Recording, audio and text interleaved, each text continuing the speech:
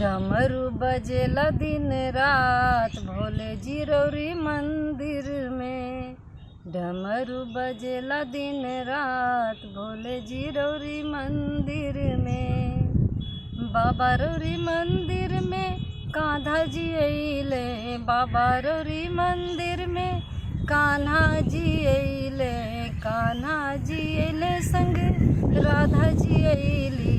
कान्हा जी अइले संग राधा जी अइली। अरे बंसी बजे दिन रात बाबा रौरी मंदिर में। बंसी बजे दिन रात बाबा रौरी मंदिर में।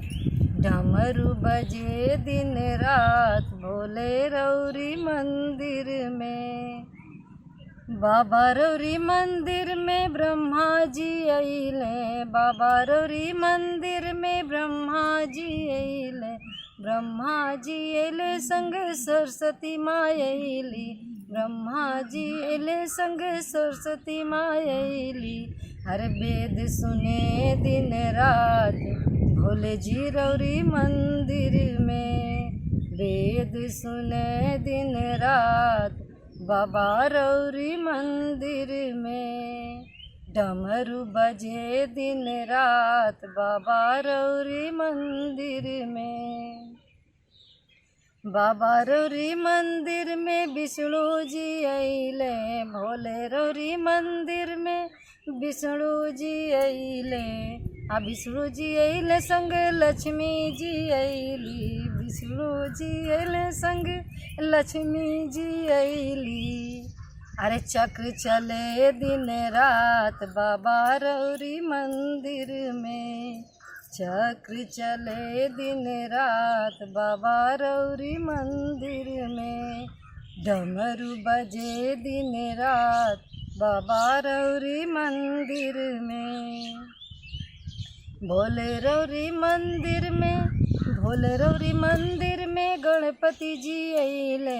भोले रौरी मंदिर में गणपति जी अइले। गणपति जी अइले संग रिद्धि सिद्धि अइली। गणपति जी अइले संग रिद्धि सिद्धि अइली। अरे लड्डू बटे दिन रात बाबा रौरी मंदिर में।